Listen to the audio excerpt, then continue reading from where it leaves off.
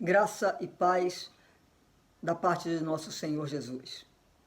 O amor de Cristo nos impulsiona. Nós lemos na segunda carta de Paulo aos Coríntios, no capítulo 5, versos 14 e 15. De qualquer forma, o amor de Cristo nos impulsiona, porque cremos que Ele morreu por todos, também cremos que todos morreram. Ele morreu por todos, para que os que recebem sua nova vida não vivam mais para si, mas para Cristo, que morreu e ressuscitou por eles.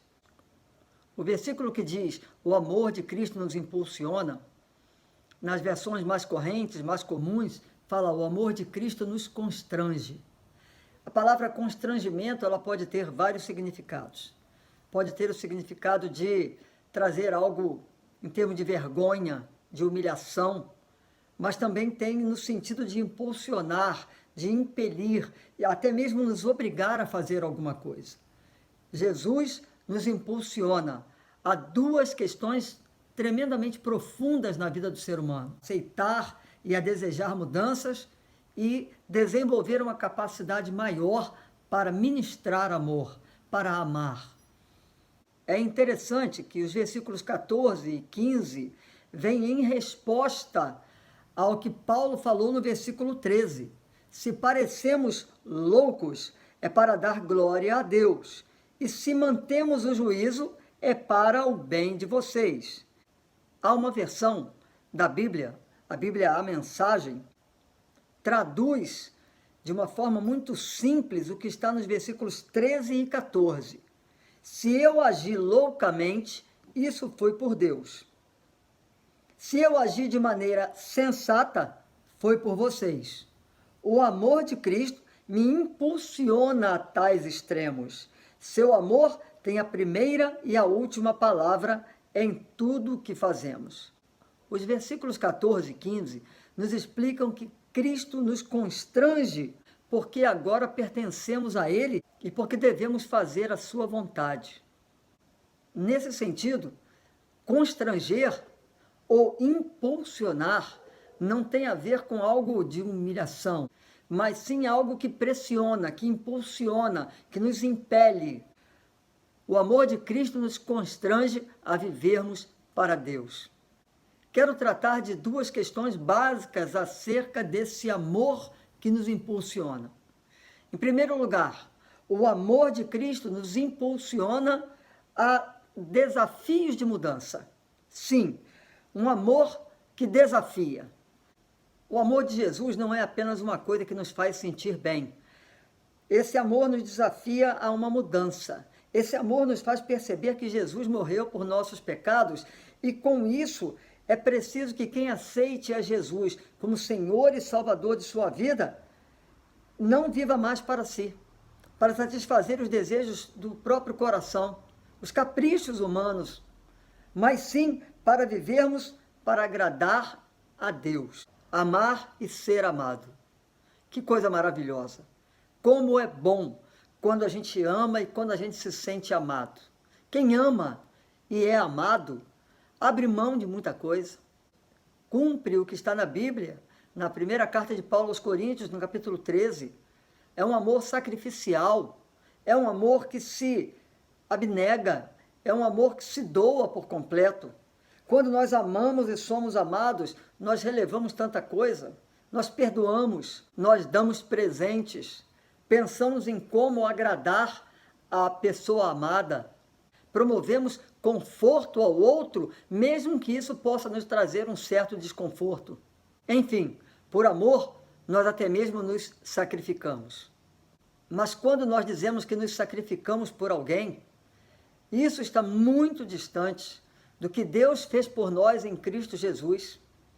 O resumo teológico da Bíblia está em João 3,16, que diz: porque Deus amou o mundo de tal maneira que deu seu Filho unigênito, seu Filho único, para que todo aquele que nele crer não pereça, mas tenha a vida eterna.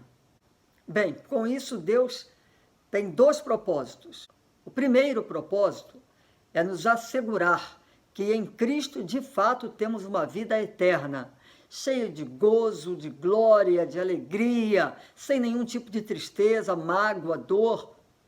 Mas também há um propósito de Deus em que a nossa vida aqui seja mudada.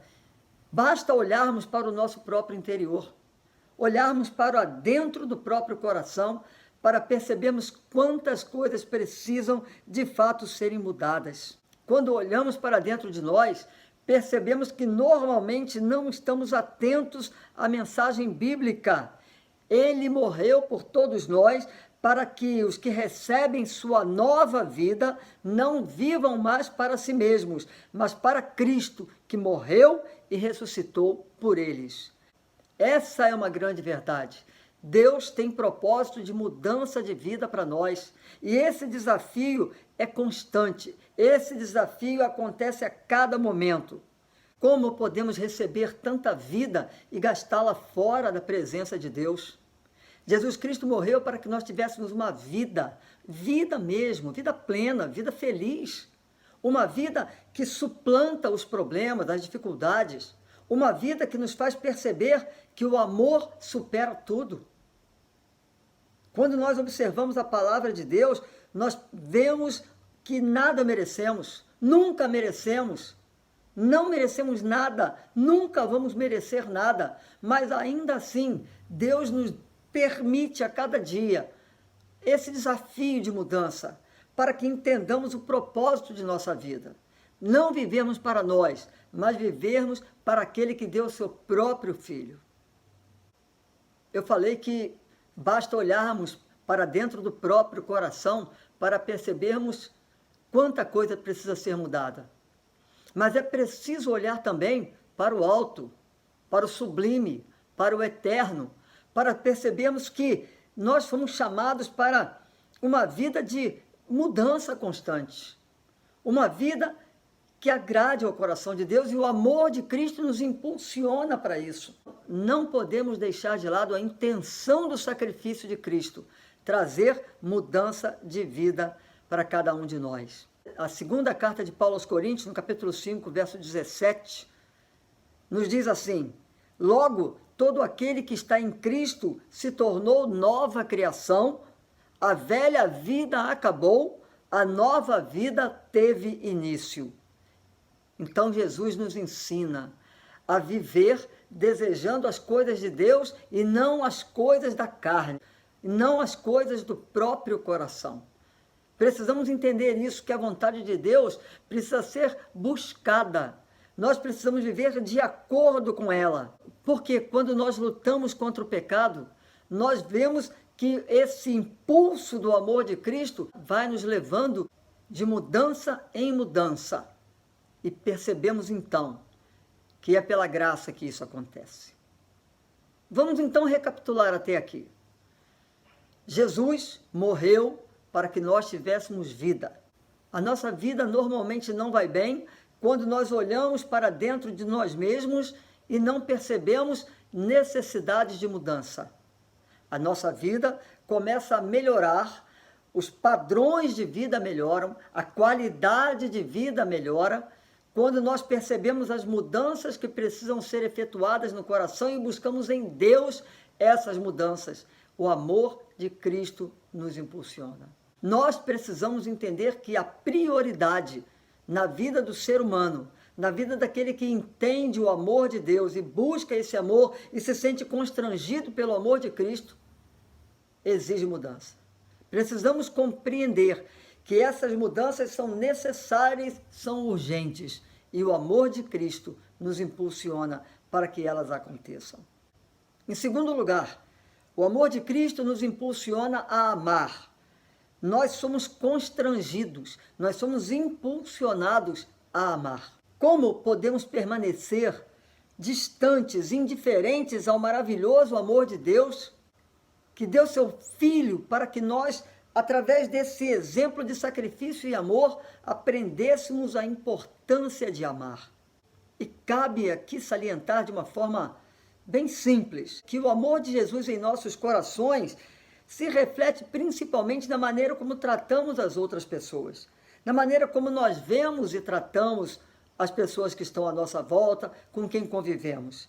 Somos constrangidos a vermos as pessoas como Deus as vê. A nossa tendência é vermos as pessoas através da aparência. Não é à toa que há um ditado que diz que as aparências enganam. Deus vê o homem não pela aparência, mas Deus vê o coração.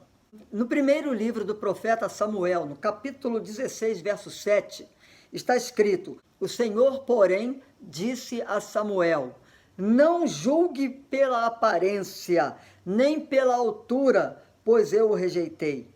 O Senhor não vê as coisas como o ser humano as vê. As pessoas julgam pela aparência exterior, mas o Senhor olha para o coração. Eu creio que precisamos aprender muito com o que está escrito no livro de Samuel. O ser humano se mira e às vezes se inspira na aparência, mas Deus vê o coração. E nem sempre é bom o que Deus vê no coração do homem. Na verdade, na maioria das vezes, o que ele vê no coração do homem é podre. Justamente porque nós não desenvolvemos a capacidade de amar. E com isso nós deixamos de lado a importância do sacrifício de Cristo, que nos constrange, que nos impulsiona, que nos impele, que nos desafia a amarmos assim como Ele nos amou. Nós amamos porque Ele nos amou primeiro. É o que nos diz a primeira epístola de João, no capítulo 4, verso 19. Então Jesus nos mostra um amor impactante, um amor constrangedor, um amor impulsionante, que nos leva a amar. Ele, através de sua vida, nos mostra isso. Ele nos amou, Ele morreu por nós, Ele ressuscitou para que nós também pudéssemos nos entregar por completo a esse amor. Amor a Deus, amor ao Senhor Jesus, amor ao próximo. Nós fomos amados, perdoados e salvos. A lógica do sacrifício de Cristo tem que nos impelir, tem que nos impulsionar a amarmos, perdoarmos e sermos instrumentos do amor de Deus, a fim de que outros venham a ser salvos. Na segunda carta de Paulo aos Coríntios, no capítulo 5, no versículo 20, Paulo faz um apelo. E esse apelo não é dirigido apenas à igreja de Corinto. Esse é um apelo dirigido a cada um de nós que cremos e recebemos Jesus como Senhor de nossas vidas. Nós que entendemos que o amor de Cristo constrange e impulsiona a mudança e a amar. Mudança do nosso interior, da nossa maneira de enxergar a própria fé, o próprio Senhor Jesus, o amor de Jesus dispensado a nós. Às vezes temos uma visão distorcida desse amor. E precisamos, então, criar um novo conceito. Um conceito de que, em Cristo Jesus, um apelo deve ser atendido. Agora, portanto, somos embaixadores de Cristo. Deus fez seu apelo por nosso intermédio. Falamos em nome de Cristo quando dizemos: reconciliem-se com Deus. Reconciliar é ter uma visão de que não merecemos, mas que em Jesus somos justificados. Não temos capacidade própria para amar, mas o amor de Jesus nos constrange a amar. Nós não entendemos a necessidade pela força humana de mudança, de desafio de mudança, mas em Jesus nós aceitamos esse apelo, o apelo de reconciliarmos com Deus, deixarmos para trás o pecado, deixarmos para trás uma vida que desagrada a Deus e lançarmos um novo projeto de vida, em que as mudanças vão acontecendo dia a dia e o amor vai se tornando cada vez mais prático, mais vivencial, mais experiencial. Que Deus nos ajude a percebermos que o amor de Cristo nos constrange à constante mudança e ao profundo exercício do amor. Que isso aconteça em sua vida. Deixe que o amor de Cristo o impulsione.